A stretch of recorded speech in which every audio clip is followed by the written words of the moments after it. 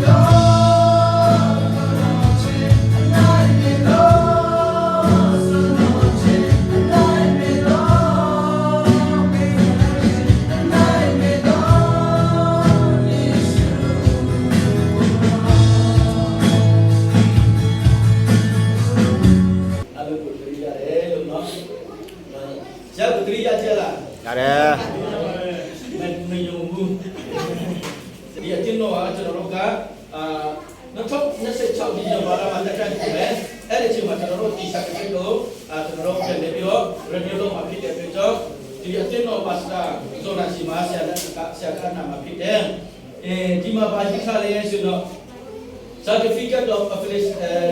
affiliation, Apostolic Council of the Apostolic Faith Church, Maru Christian, under the oversight of Faith Association Fellowship in Maru, Prima, Kuala Lumpur, was received in the number of Apostolic Faith Church and in hereby grant all the privilege pertaining in the fellowship of the Apostolic Faith Church in Malaysia, provide and submit to the Church Commission, Constitution, bylaw, and remain active in evangelism, discipleship, church road, and the church planting, carrying out the great commission of our Lord Savior Jesus Christ. Matthew 28:18 to 22. Solucinaga. Di Muru Atino masih ada juji tu ayu seluruh ke ati Malaysia nanga masih ada Atino ke ati mapiu dah ke ati mapiu ke jom open lah dan thong dah saya kata saya biro yang aluma affiliate no ati mapiu deh Muru ke jom di Malaysia sini kalau mapiu biro seluruh saya kata berak kita era tu apa asyik tolong saya yung tak cing mata ke asyik kopi ke yang tolong tu kuku kita nak pi ke yang fellowship na community ka mapisin na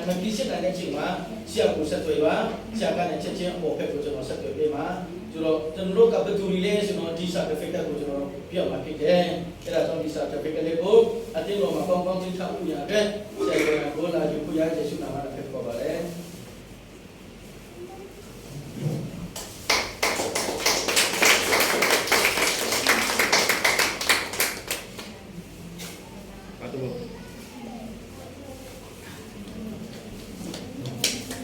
how we does not know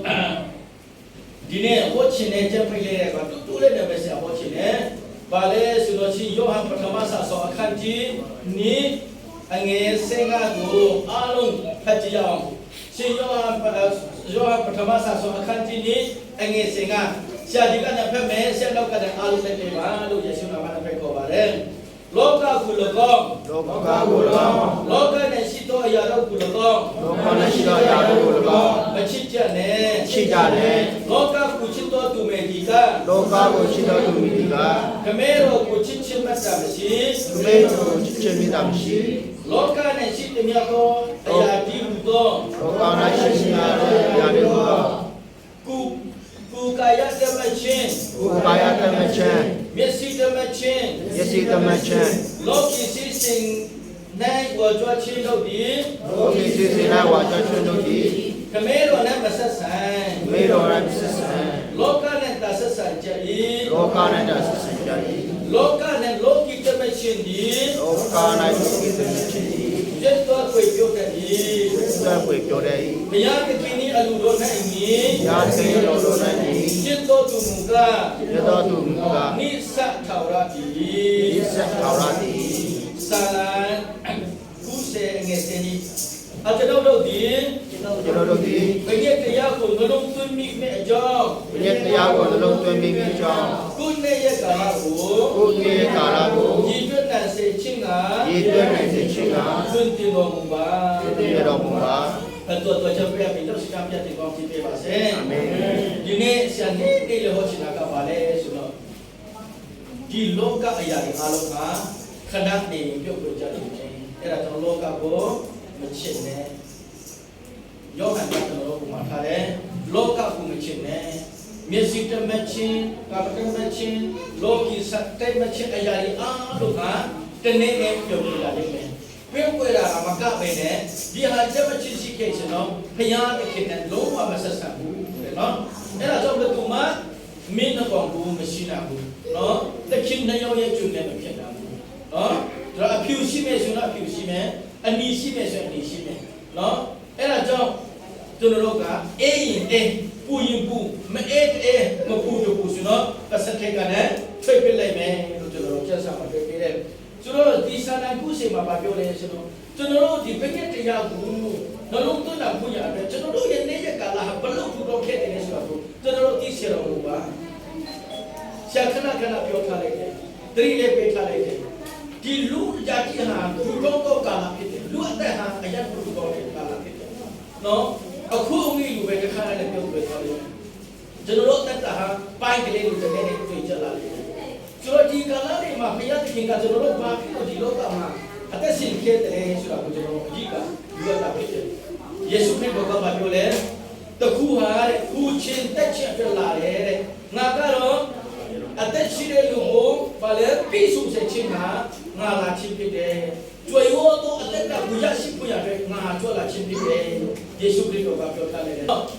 Yesus Kristus di lokal jual lah cipide, sung cuci anu deh. Tahu ada yang pun tetap mahu bener. Di lokal ada sini cuma jual tu ada tak punya si punya deh. Yesus Kristus kan ngalah leh. Jual tu ada tak sudah kacir tak cuma bunuh. Mulia di sini, suria di sini. Kau kompa me, ingkau kompa sampai sudah mau bunuh. Jual tu ada tak si sudah kan. No cia lu ada cuma sang ame dan sire, no hinto me sudah cuma si ame dan sire. Baik sambil me mesti me lu ada cuma atau pun pihak ke ame dan tu bira ko, joy waktu tanda. Suno dini jono tanda posisi sana cuma simbolu ke batu le suno. Teci ha, jono ke komare. Ada si cingka bukan dalam jono sensare. Suno ada si cingka bale suno Yesus Kristus he. No, bagi tu le ni mah na ate teke do, na kau kita nama kau mulu bersari sudah ngati deh. Di lokal mah bimba makalo bu, mapiaro bu manaro bu, nai seci makanya bu, no. Bagi ku mah di lokal bu be kau kita nama, tekin Yesus ni lokal tu ada si mesra ngati cati deh. Tapi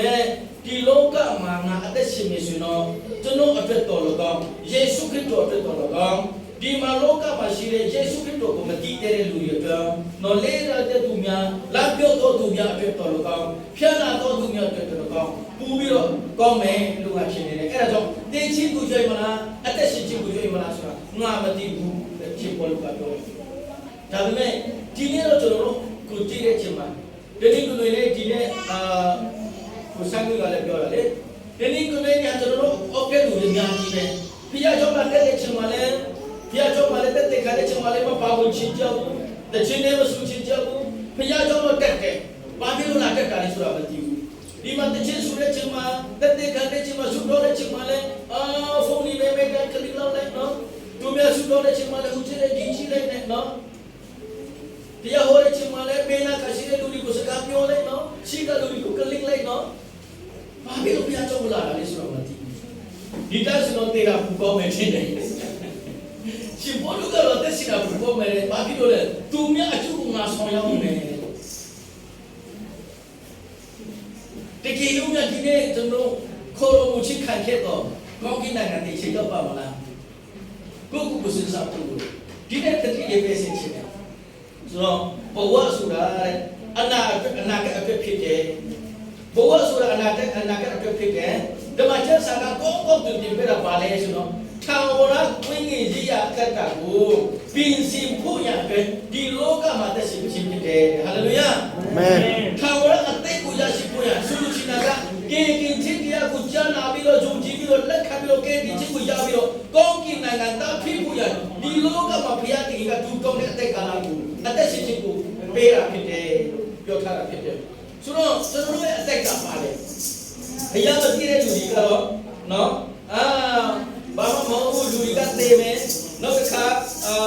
အသက်ရှင်တဲ့ချိန်မှာလူကောင်းဖြစ်ရင်တစ်ထည့်လေးဖြစ်နေတယ်ပေါ့နော်အဆူတော်လေးဖြစ်နေတယ်နော်လူကြီးလူကောင်းလေးဖြစ်နေတယ်တမရလေးဖြစ်နေတယ်ဒါပေမဲ့အသက်ရှင်တဲ့ချိန်မှာနော်မကောင်းတာလုပ်ခဲ့ရင်ကျွန်တော်ခွေးဖြစ်မလားရိစ္ဆာဖြစ်မလားနော်ဘဝမှာရှိရဘဝနဲ့လာမလားအဲ့ဒါပဲရှိတယ်ဘဝဆိုတာဘာလဲတန်တရားလေးတယ်မပြည့်နိုင်ဘူးပဲ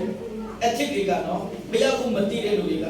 ဒါပေမဲ့ကျွန်တော်တို့ကဖန်ဆင်းခြင်းဘုရားရှိတယ်ဆိုတာကျွန်တော်တို့ယုံကြည်တယ်အဲ့ဒီဘုရားအသက်ရှင်တော်ဘုရားဖြစ်တယ်ဆိုတာကျွန်တော်တို့ယုံကြည်တယ်အဲ့ဒီဘုရားဟာကျွန်တော်တို့ဖဲမှာအမေတန်ပါဝင်တယ်တင်ပြီးမှထာဝရဆိုတာရှိတယ်တခုကထာဝရနေရဲ့တခုကထာဝရကောင်းကင်နိုင်ငံရှိတယ်ဆိုတာကျွန်တော်တို့ယုံကြည်ပြီးသားဖြစ်တယ်အဲ့ဒါကြောင့်ယုံကြည်သူရဲ့အသက်တာကတော့အဲ့ဒီတော့ဘဝအတွက်ပြင်ဆင်ဖို့ရတဲ့အသက်ရှင်ခြင်းဖြစ်တယ်ဆိုတာဓမ္မကျမ်းစာကကောင်းကောင်းယုံကြည်ပြတာဖြစ်တယ်ဆိုတော့ဒီနေ့တာသမီးတို့ယုံကြည်သူတို့ဒီနေ့ဘဝမှာအတွက်သက်ရှင်ခဲ့တယ်ပိဿအများကြီးရောက်ဘူးလားအလောကောင်းကောင်းရောက်ဘူးလားဓမ္မဝင်တာတိုက်ရနိုင်နိုင်တော့ဘူးလားဓမ္မဝင်ကောင်းကောင်းဝင်နိုင်ဘူးလားဘာဖြစ်အသက်ရှင်တာလဲဆိုတာဒီနေ့ရှင်းခေါ်ခြင်းဒီကလူများထာဝရအသက်အတွက်ကေတင်ချင်းတရားအတွက်ကေတင်ချင်းကိုမသိသေးတဲ့သူတွေအတွက်ဖခင်ကိုမသိသေးတဲ့သူတွေအတွက်အသက်ရှင်ခြင်းရည်မှန်းချက်မရှိတဲ့လူတွေဟာတော့ဖခင်မဲ့ဝတ်ဒီနဲ့တူတူပဲခုနဆရာပြောတဲ့အတိုင်းပဲဘာသာတရားနဲ့သက်ရှင်ခြင်းဟာလုံးဝလုံးဝကျွန်တော်တို့သိရတယ်ဝတ်ချက်တယ်ဆိုတာကိုလည်းဆက်လက်ပြီးတော့ပြောချင်တယ်ဆိုတော့ငါဘယ်သူလဲဘာဖြစ်လို့ဒီလောကကိုဝင်ခဲ့တယ်လဲငါဘာဖြစ်လို့အသက်ရှင်ခဲ့တယ်လဲငါသိခဲ့ရင်ဘယ်ကိုသွားမလဲဆိုတာနေတာမေးပါကိုမေးပါကိုမေးအမေတာမေးပါလို့ဆရာပြောချင်တယ်ငါဘာဖြစ်လို့ဒီလောကမှာဝင်ဖို့ခဲ့တယ်လဲငါဒီလောကမှာဘာဖြစ်လို့အသက်ရှင်ခဲ့တယ်လဲငါသိဘယ်ကိုသွားမလဲဆိုတော့နေတာမေးပါကိုမေးပါအဲ့ခါကြီးမှလည်းမေးပါသမင်းစားခါကြီးမှလည်းမေးပါအလုံးလုံးခါကြီးမှလည်းမေးပါအဲ့ဒီချိန်ကျမှကိုကောင်းကောင်းမနားလေပြီးတော့ဖခင်ရဲ့ရည်ရွယ်ချက်ပါကဖခင်ရဲ့လူစားတော့ကိုလည်းကျွန်တော်သိပါပြီပစ်နစ်သွားမယ်လို့တာသမီးတွေနော်လူငယ်အဖွဲ့တွေအတင်းတော်ခက်ကလူငယ်အဖွဲ့ရှိ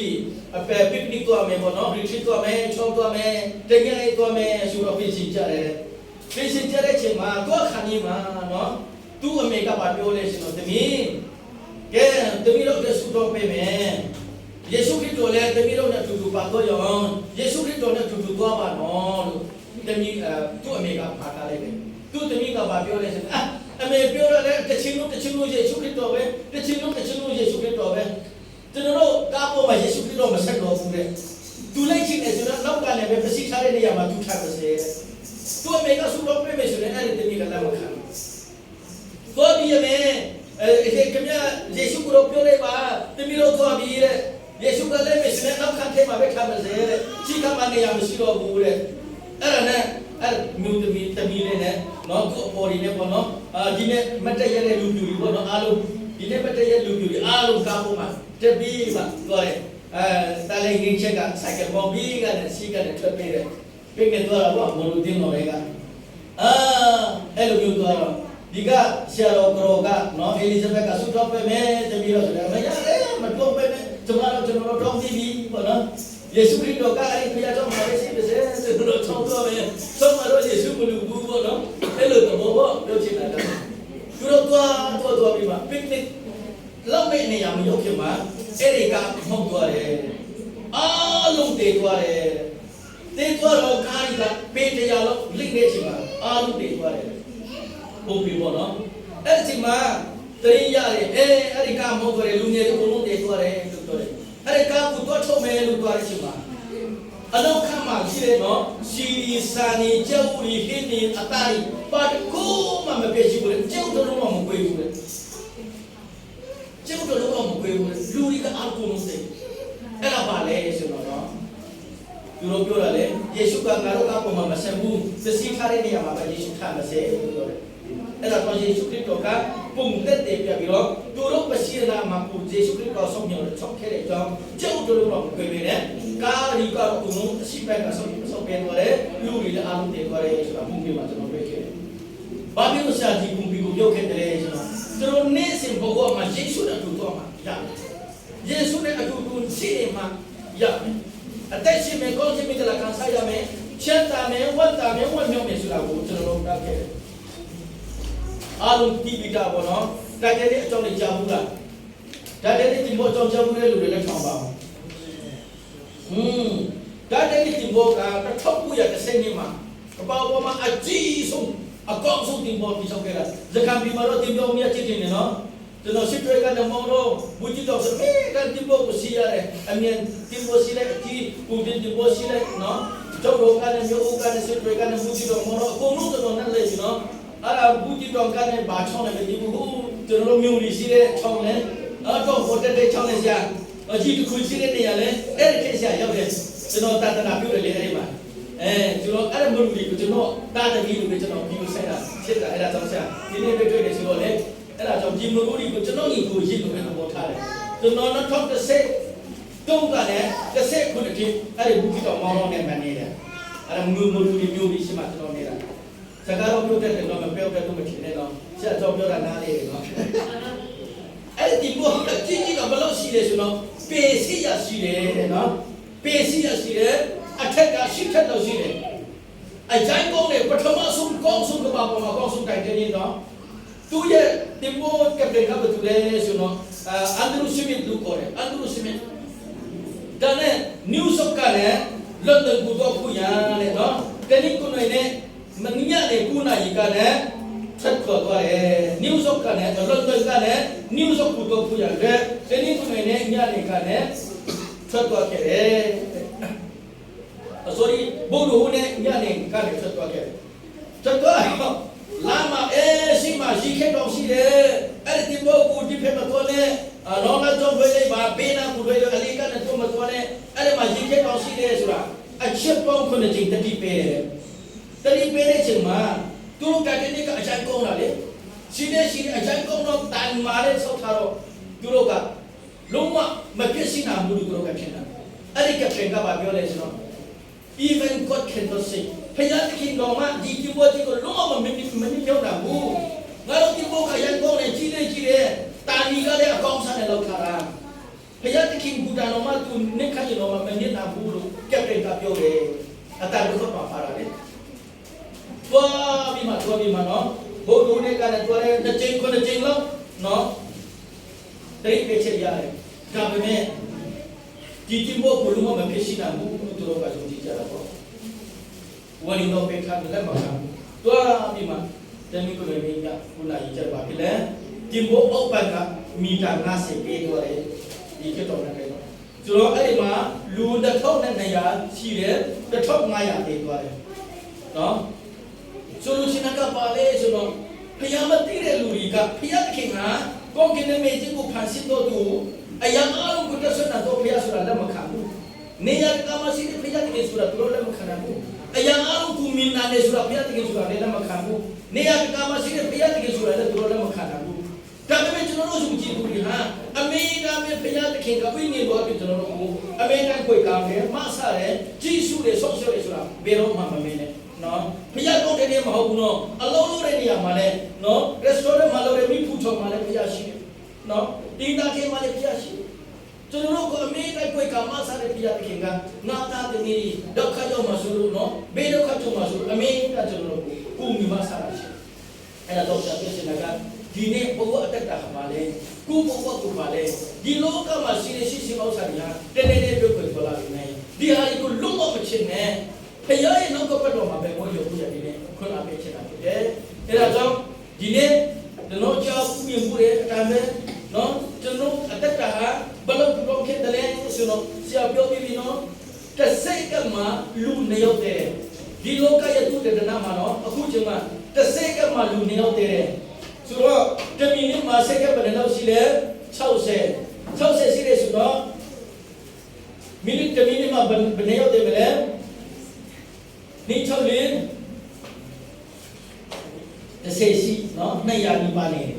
တမီနစ်မှာလူ200ကျော်တည်တယ်100ပဲချလိုက်တနာကြီးမှာမိနစ်60တနာကြီးမှာအနည်းဆုံးလူ1000ကလည်း1000ခွဲဖြစ်တယ်အဲ့ဒီချက်တွေမှာကျွန်တော်တို့သက်ရှင်နော်စဉ်းစားကြည့်ဒီတေမီလက်ကနော်ဒီလောကကိုဒီလူကနာ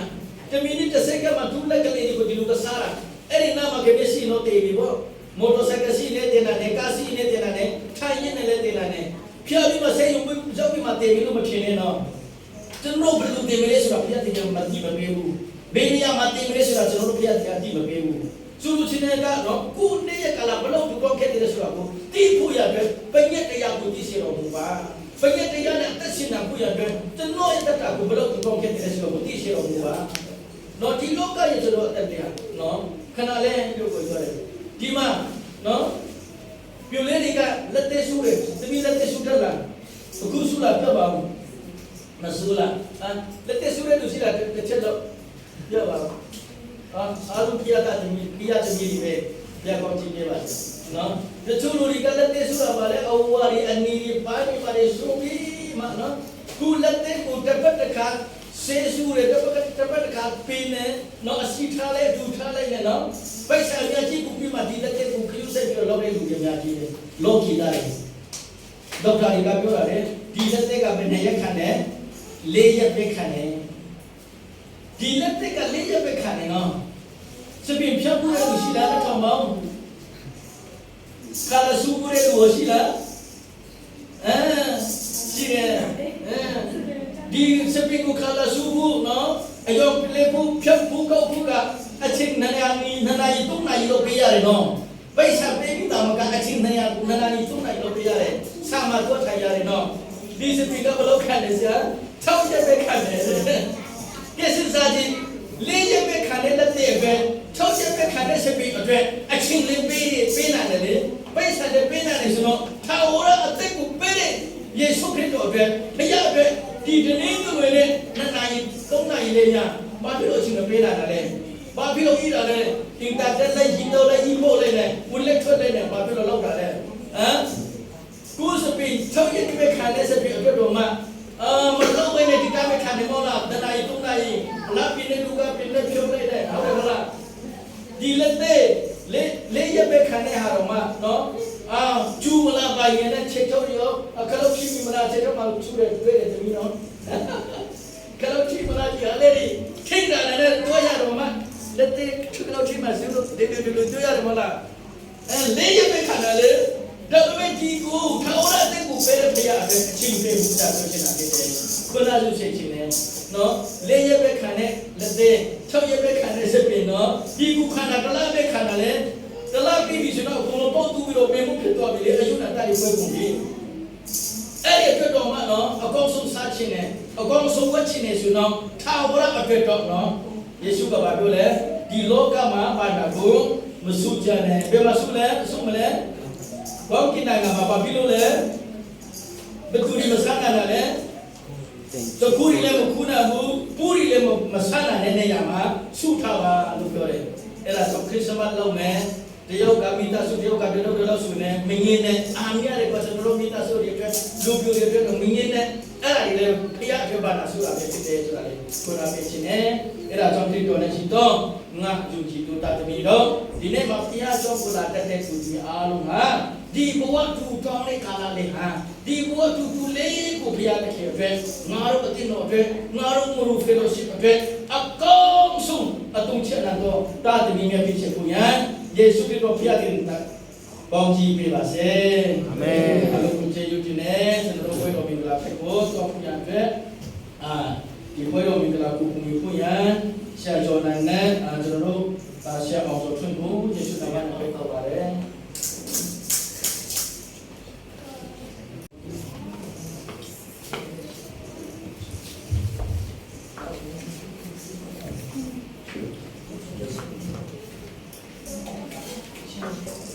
ကျက်တဲ့ဖက်ပြကြအောင် သူတခင်နေငါတို့အပဖယားတခင်နဲ့အလူတော်နဲ့အညီဆိုငစ်တော်ဤပိစုပိုင်ဘဝမှာငါတို့ကိုကေနောက်ချင်းငါတို့အပိကြောင့်ကူတန်အတော်မူ၏သူဖယားတခင်ဒီကဘာအဆက်ဆက်ဘုံကြီးစေတော်မူတည်းအာမင်သတ်တော်ကြံပေးအားဖြင့်ရုပ်ရှင်ကိုလည်းဆက်လက်ပြီးတော့ပြသပေးပါစေ။လောင်းစီတိုင်းဒီကွာတုံးဆောင်မှုယေရှုနာမကိုခေါ်ပါရယ်။ယေရှုတင်ပါရယ်။အာမင်။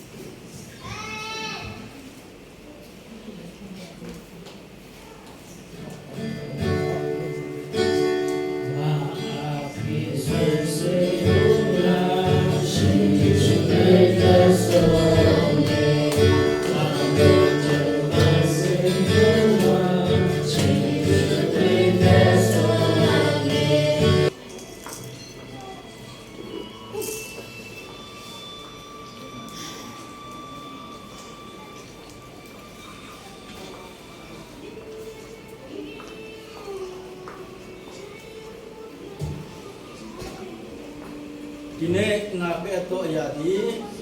တခင်ယေရှုခရစ်တော်ကြောင့်ကိုလက်တော်နဲ့အနာတဲ့ခါမှာ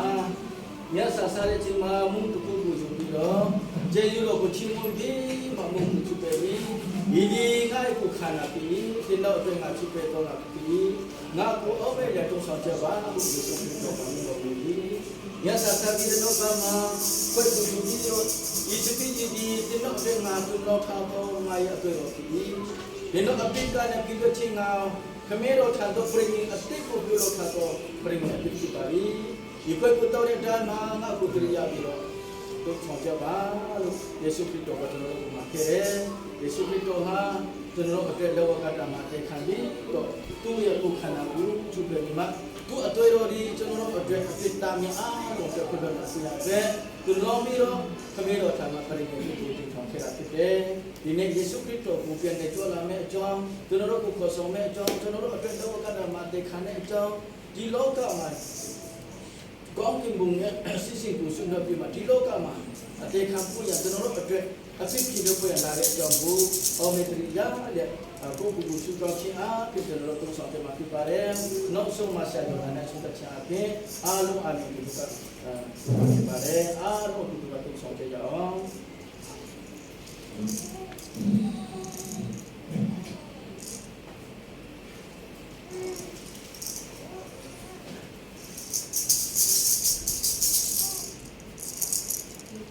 လက်ရှိကောင်းရတော့ဖဖေးရဘရောချီးနေ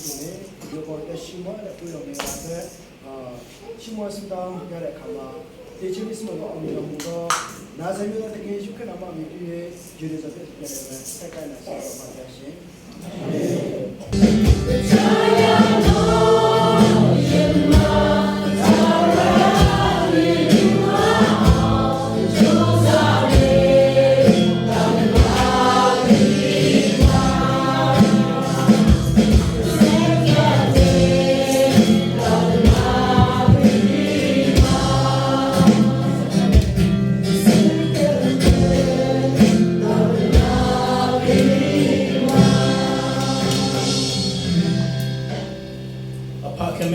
ချင်းမတာတခိကတော်ရဲ့ကုနာတော်နဲ့မတာတော်ဝိင္နောဖယားနဲ့ရှင်လာပြပူဆောင်ခြင်းစီဒီနေ့မှာဘုရားတခင်ကတော်မလာတော်ဝေပြုကိုကိုကြတော်ဒီချူချက်တော်ဆုတော်ကြပြီမှာအိုတရားတဲ့နာကုနာထောင်းပြီးမှာပွဲတော်မင်္ဂလာကိုသုံးဆောင်ချက်တော်ရောက်ရှိတာအပေါ်မှာဒီနေ့ကနေ့စပြီးရောကကပါကိုဆုံးပြီးကတော့ဒီနေ့တည်ရှိပါစေတော့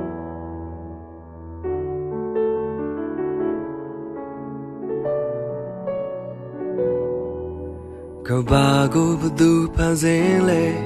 Jerry Larry Deshi Dwayne Loga Luri Bello Asapu Sono Bello Shimle By sign Dari Lozo Chema Son Kwa Toya Meso Bezi Go Yao Jamale Pishamle Loka Ede Luri Alon Loka Ede Chaytaye Apyalaki Bezi Mama Ti Keliro Nay Satia Ye အနာယူဆုံးမမှုအောင်မှာစင်ကျင်စရာမတရားတော့လိုက်ရှာမယ်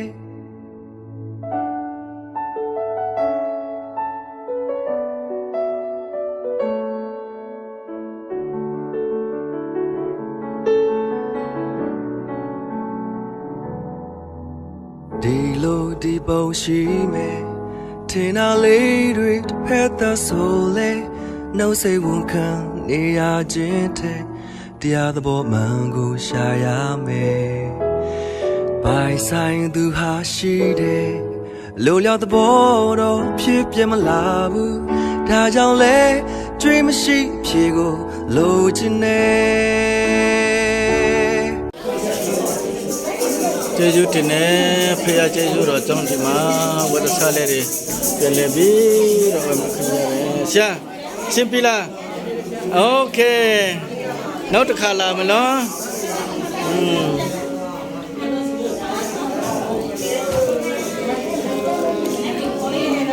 တော်ရဲဟာစီလာတမီးနောက်မှယူလာပေးမယ်နော်အခုယောက်ျားတွေဟာများတယ်ထင်တယ်ဟုတ်တယ်ဒီနေ့မရခတ်တန်းကရတယ်ဒီနေ့မရဘူးလားဘာဖြစ်လို့ဒီနေ့မရတာလဲဒီနေ့ကယောက်ျားဟာများတယ်ထင်တယ်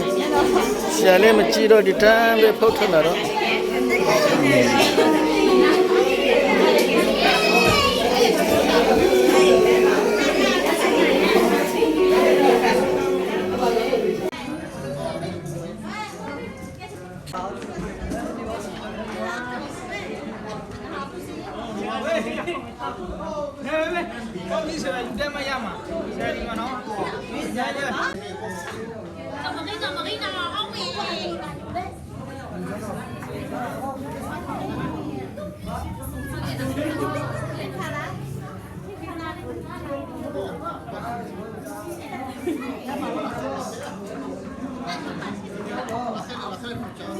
喂，这个阿妹，我没拿你，你